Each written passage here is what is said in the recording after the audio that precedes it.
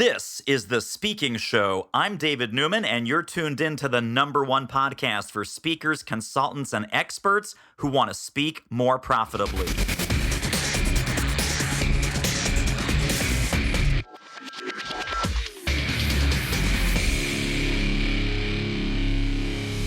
I am here with the awesome and amazing Janet Tyler from TrueDepth.com. How are you, my friend? I am excellent. How are you, my friend? I'm super, really excited to be talking to you. We're going to talk about Janet 1.0. We're going to talk about Janet 2.0. And we're talking about Janet 3.0.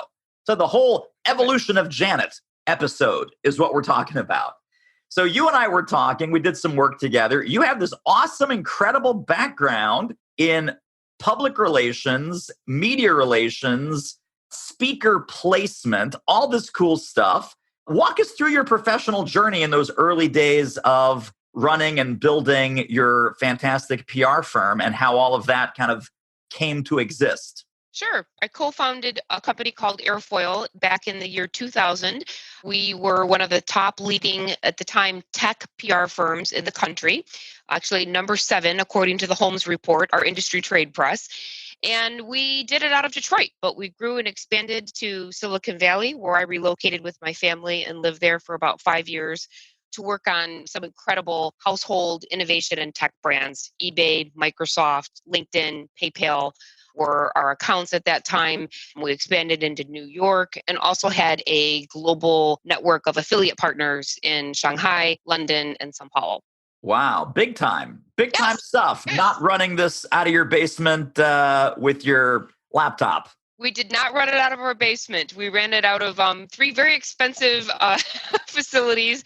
And I did that about 14 years and decided that I was feeling maybe like I wanted to have a career change or a career shift. And I have since, for the last 4 to 5 years, have kind of moved my career into a different direction, into what I'm calling serving as a growth accelerator for companies. And so my latest and newest passion is kind of using my executive coaching credential and certification to help companies grow, whatever that growth is that's most important to them. And sometimes it's bottom line revenue. Other times it's building an employer brand of choice where people come from all over the world to work. It depends on the company and the circumstances, or if it's an early stage or later stage company. And I'm just having a blast with my newly found career with True Depth. And that pivot or that exit was really in 2014 or so? Yes, it was in 2014, and I had a really great stepping off point with a company called Red Level, where I served as a chief operating officer for almost 4 years and just kind of went on the client side. You know, after 14 years of being at an agency, actually more than that, because I was with agencies prior to starting my own, you kind of wonder, like, what would it be like to go on the other side? So I wanted to have a run at that and really help. They were one of the largest independent IT services firms in the state. And so what I really wanted to do was go on that client side and have that experience. I still am consulting with Red Level today. But yeah, so that's me. And the PR firm that you grew with your partner, you got that up to about a $6 million revenue level? Double that, more like 12 in our $12 million. Yes. Wow. Yep. And she's still running it successfully to this day, correct? Yes. Yep. Very much so. All right. Well, let's talk about, because I know one of the things you're excited about is helping your clients with public speaking, TED Talks. This is an area of growth. And I love what it says on your website. And we're going to tie all this in the show notes when people go to thespeakingshow.com.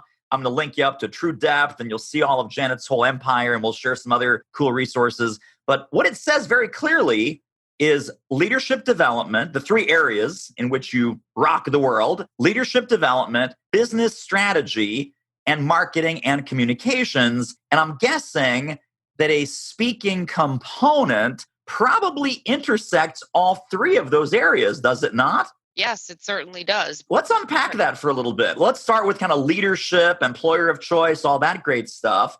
How does an executive team use their personal brand, their personal platform to speak and communicate and be the face and the voice of that leadership brand? How do they improve that? How do they even know how they're doing with it in the first place? Like, how do you benchmark that?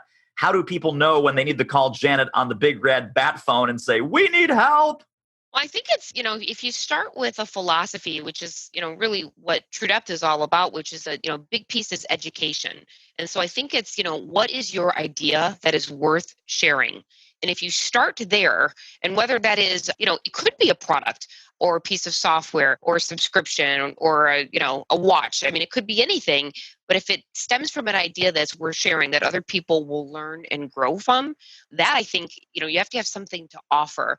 And I think that and I know this from being on the agency side, when you want to lead with yourself or your own product or your own brand, sometimes that really doesn't work. You really have to start with, who's your audience and what is your idea that's worth sharing with the world. Absolutely. And then this also intersects with business strategy as far as the ideas worth sharing, and then the ability and the power to communicate that and to really command that conversation in the marketplace. And obviously, this is also a direct hit in your third area of specialization, which is marketing and communication. I believe, and I think we share this also, is that speaking is one of the most powerful marketing tools. If the executive team and the C-suite knows how to do it right, in the right way, not talking about themselves, Yes. really being a thought leader on behalf of their industry and even on behalf of the future of their industry. Some people resist that term thought leader or thought leadership. What's the vocabulary that executives like? Do executives want to be thought leaders? Do they shun that? Do they go, no, Janet, I'm not a thought leader. That's not what I want to be known as. Where does that thought leadership concept play into all of this? I think it depends on the executive, right? I mean, there are definitely, in my work with some of the larger tech innovation brands, my gosh, there were so many thought leaders that we represented and worked with for, at the time, what we were calling a speaking engagement strategy, and that they really were thought leaders. And then there are executives maybe who are earlier in their careers who are really figuring out, you mentioned the word personal branding, what is my personal brand and how do I want to be seen in the market? And so I think if you have, whether it's an agency or a marketer or a partner, someone that you can work with to figure out, if you're really starting from the beginning, again, getting back to what is my idea worth sharing and how can I really own that at trade shows, being a guest lecturer at a local university, industry conferences. You could even start by doing in-house training at your company or create your own events. If it's not for your employees, make up your own event to start somewhere. And I think that that's really important. If you're feeling like the executive is feeling like, oh, I'm not a thought leader, I don't have anything to share, really getting them to start small with like a crawl, walk, run strategy can really help bolster confidence and give them the boost that they need. If they're feeling apprehensive, putting them in front of a TechCrunch event, it's probably ill-advised unless they are really, really ready and prepared.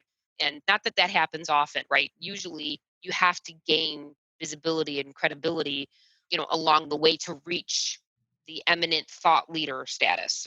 So it's a long game. It is a long game. It's definitely a marathon. This is not a sprint. And I know many, many executives who have started the long slog of, doing their own events, running their, keynote or their presentation in front of employees several times, working with expert presentation skills people. In my work with TEDx Detroit, it's very much, I don't want to say that's an advanced stage, but I would call that at a minimum, it's an intermediate kind of venue, right? I mean, we do pick occasionally presenters or speakers who may lack experience, but for the most part, we are picking pretty seasoned, people who have kind of earned their stripes along the way. Let's go back half a step because you said something really cool about a speaking engagement strategy for corporate executives mostly. Did you do this for like entrepreneurs, solopreneurs, or was it really more the corporate facing world where your PR speaking engagement strategy took hold? I think in today's realm, it probably would be both. But back in the day, we did work with a lot of earlier stage startups with very little brand awareness, as we would say in the business, right? So they were starting, as a startup.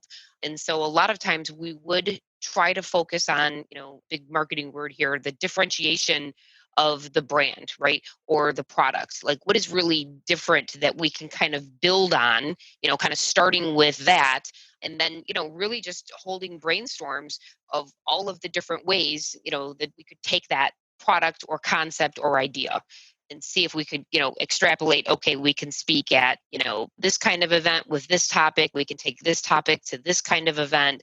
And so a speaker engagement strategy is, of course, starting with the idea and then building from there. And, who are the different audiences that might be interested in that? And then once you get the event, how do you PR it? What is going to be shareable and through what vehicles? Our social media, our website, maybe we even pay to boost, when we would book a speaker at an event, we might even pay to promote that. I think that's definitely part of it. Hey, good looking. Are you currently getting paid to speak? Would you like to ramp that up? We can help. Book a confidential speaker strategy call with our team at doitmarketing.com/call, and let's see what we might do together. The call is free, but the results may be priceless. Wow, I got like a zillion questions for you, but we'll take them one at a time because you and I only have one mouth each, so I can't ask 17 zillion questions at once. The landscape, let's say between the year 2000 and today, last 20 years or so, there used to be a handful in every industry, a handful of pay-to-play events and venues. I think that has mushroomed, that people have caught on that, you want to address the audience at Dreamforce, the big Salesforce, main major convention that has like 30,000 salespeople and sales leaders. That's going to cost you 50 grand or 100 grand. Oh, you want to address, this big group of tech executives, 600 tech executives? Fantastic. That's going to cost you $40,000. Knowing this now from both sides of the table, is there a place for these pay-to-play events? Have you seen an ROI with some of the companies and the executives that you coach and mentor? And how is all that shaking out? Well, I think, you're 100% right. And it's almost like where public relations used to kind of, in air quotes, own, or communications would own the speaking strategy. Now, all of a sudden, you're seeing them have to partner with the marketing side at the company that maybe runs sponsorship, because it's really kind of blended now, more so than ever, completely blurred lines between the two. And I think that if it's well planned and well thought out, and if you were going to spend $50,000 buying ad retargeting, or $50,000 addressing in the room 30,000 of your key targets, I would definitely pick the sponsorship speaking strategy all day long. If you're replacing one for the other, of course you want to have this blend, right? My friend Jenny Dietrich from Spin Sucks talks about the peso model, right? The paid, earned, shared, and owned. And speaking kind of is like all of them.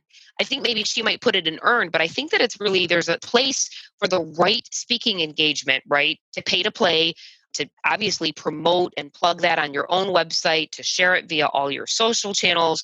If the right engagement, like a Dreamforce or a Microsoft Inspire event, there's absolutely, a huge marketing opportunity to, build your audience and get bigger and better branding opportunities every year.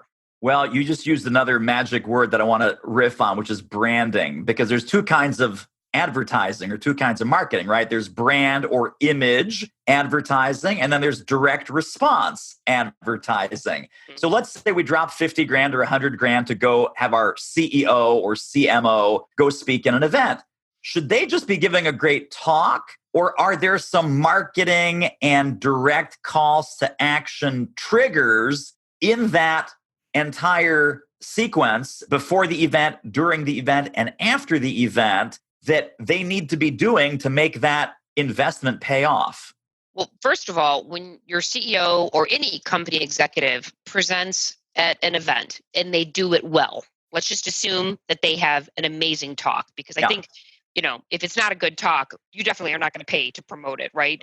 And everybody has bad days, but let's just assume that the CEO or the executive has done an amazing talk, right? And that they've prepped and that they've rehearsed and they've practiced, and that it's an amazing presentation.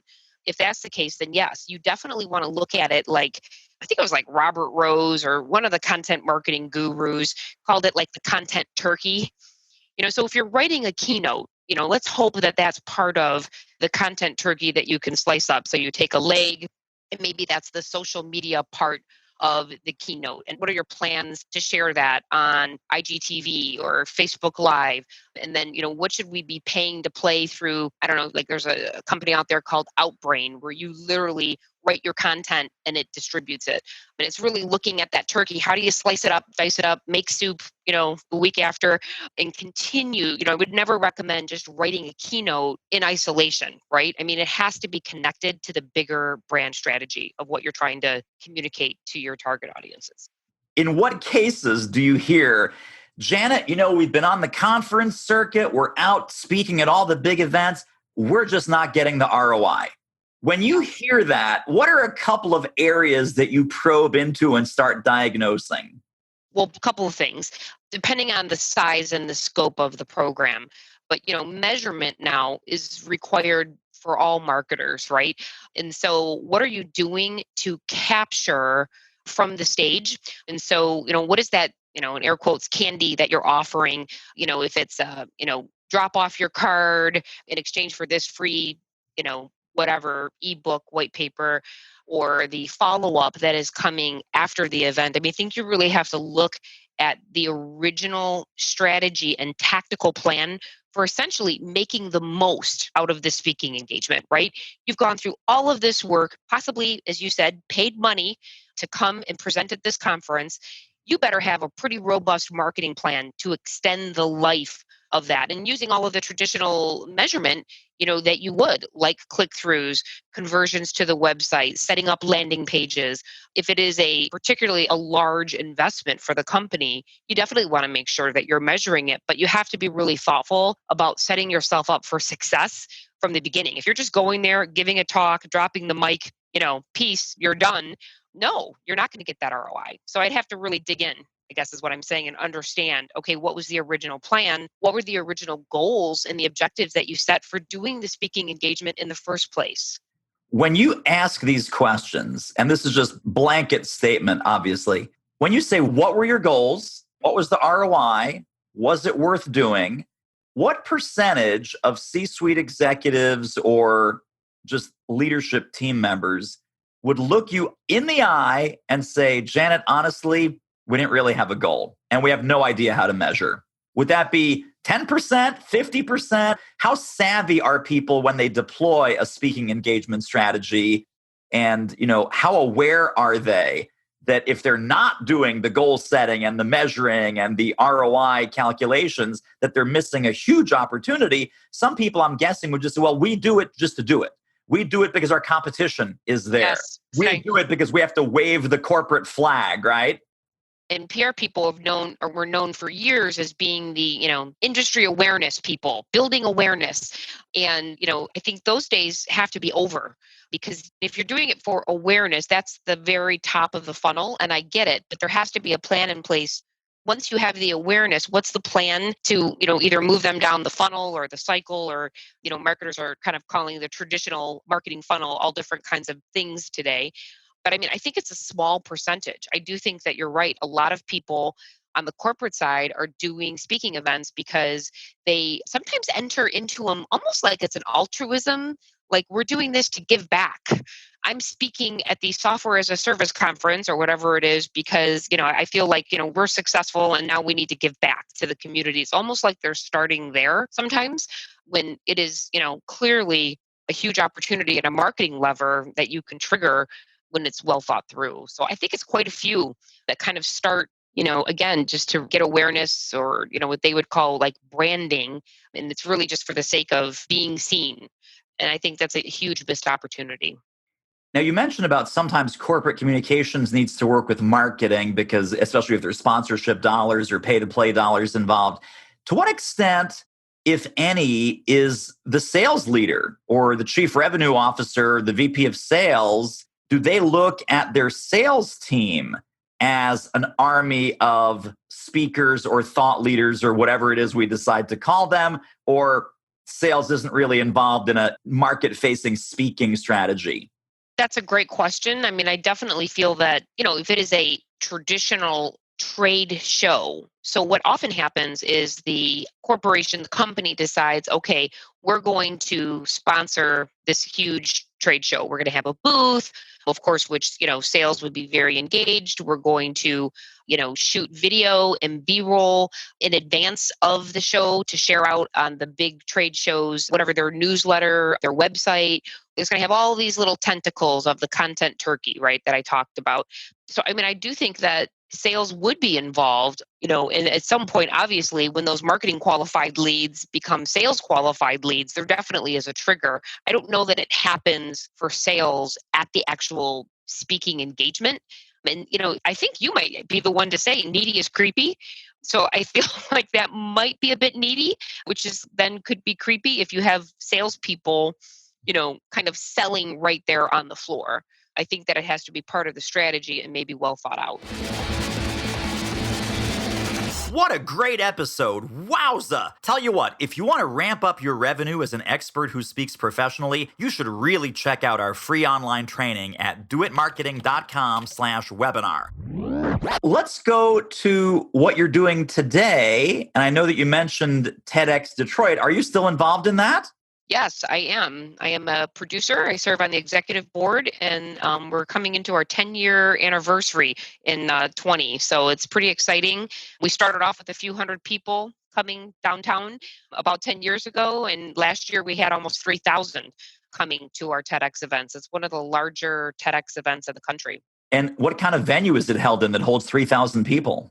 Oh my gosh, we have a lot of venues in Detroit that support that. But last year it was something called the Masonic Theater, the Fox Theater. We've been, all over at our, major event venues, theaters, and hopefully, not trying to drop too many hints, but a soon to be a stadium. But we actually have taken over the Tiger Stadium as well. I think that was 2 years ago.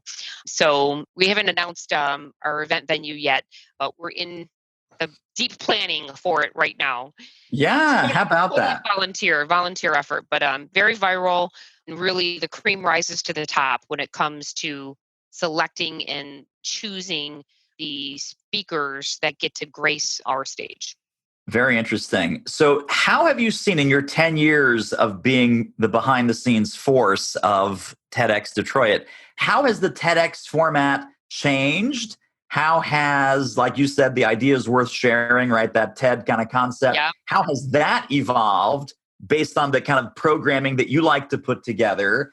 And do you find that your speakers are more prepared, less prepared, differently prepared than they were 10 years ago? How's the whole thing evolved? I think definitely more prepared because there is so much exposure to TED and TED Talks. We also have a built-in coaching mechanism for a lot of the presenters before we, just put them on stage in front of 3,000 people, because there are a lot of great presenters who have never spoken in front of a audience that big, right? And so that is a big change. Oftentimes, we'll have speakers that, maybe have been in front of a room of 300 or 400 at a trade show or, maybe an association. So this kind of talk is a little different, but we're still pretty much following like a classic TED format. And now I know that going ed again, Janet 2.0, the current business that you're in, which is True Depth, one of your leadership development topics is also public speaking, presentation skills.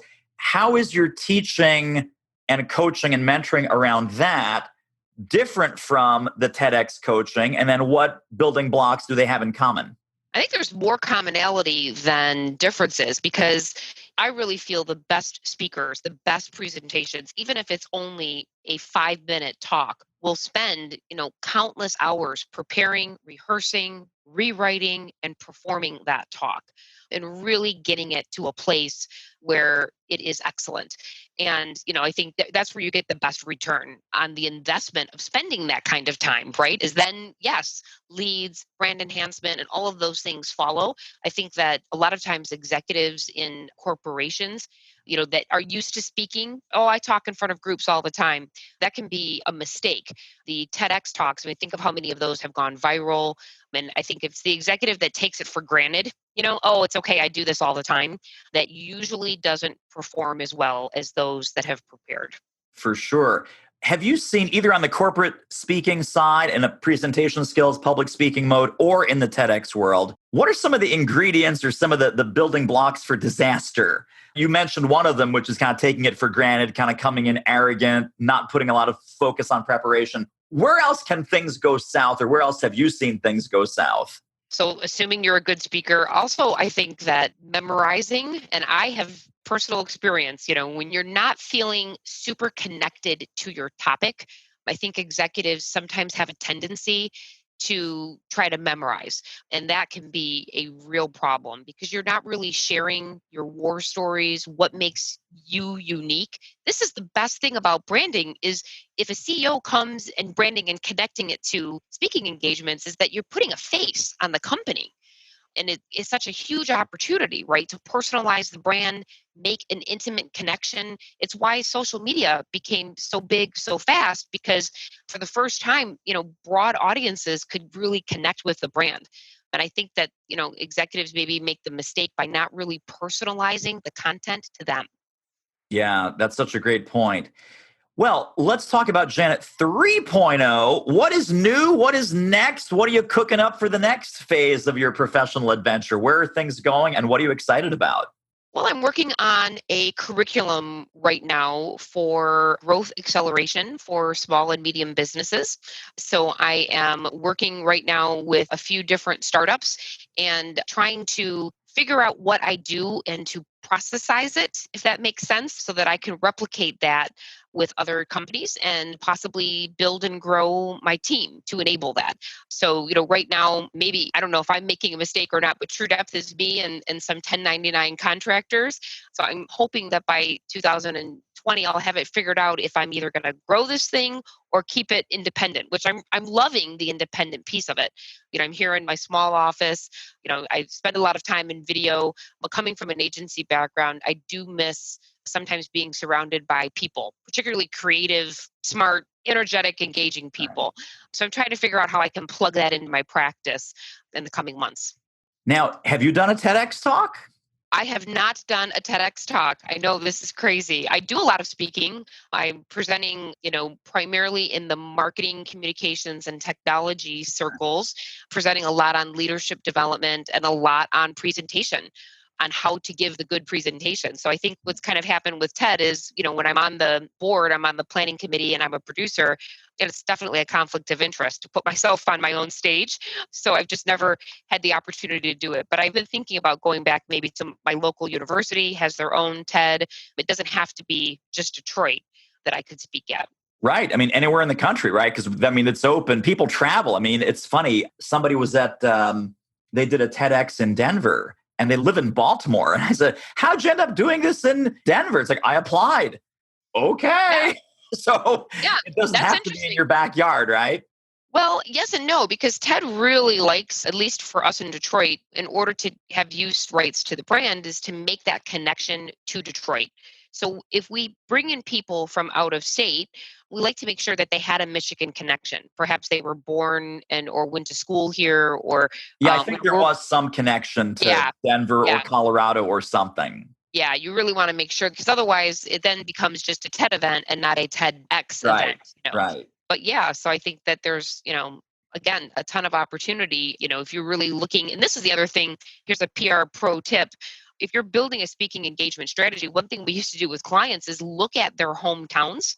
So, one thing I always thought about our Microsoft executives is many were not born in Seattle. Okay. They came from all over the world and, have relocated to, Seattle or Bellevue.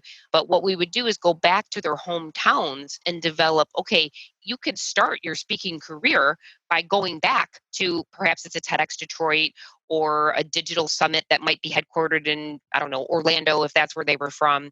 And then use that speaking engagement as like build the PR tentacles. So it's, you always call her Susie Cream Cheese, comes home to Orlando for the speaking engagement. We would place a local news story, possibly even try to get like maybe it's a noon news story about, what the topic was and kind of use that as I don't know, like a coming home kind of what we call like a news peg.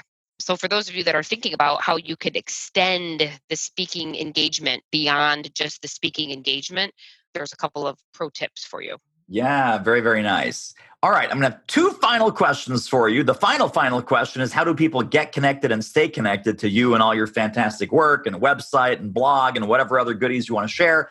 Second to last question, even before we get to that, is if folks were to take one central idea from our conversation today about any of these fantastic topics that we talked about, what would you hope that key takeaway for them would be? Never go into a speaking engagement thinking that it's just a speaking engagement. It's got to be so much more than that. And really, think about your strategy of how you're going to extend the life of that speaking engagement beyond just the time in the room with your audience.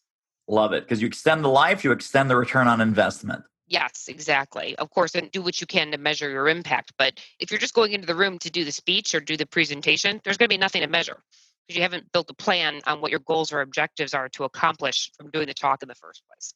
Fantastic. All right. Now, how do people get connected and stay connected to the Janet Tyler and True Depth empire? Oh, I love it. The empire. Just visit me at www.truedepth.com. You can hit me up at info@truedepth.com.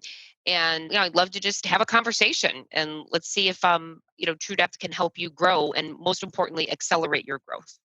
Fantastic. Janet Tyler, you are awesome. Thank you for being with us. Thank you, Dave. It's good to be here and just really appreciate the time with you today. Well, that wraps up another episode of The Speaking Show. Hey, tell you what, if you like us, rate us and review us on iTunes. Subscribe. Tell a friend. Go grab the notes and downloads and extras at thespeakingshow.com. See you next time.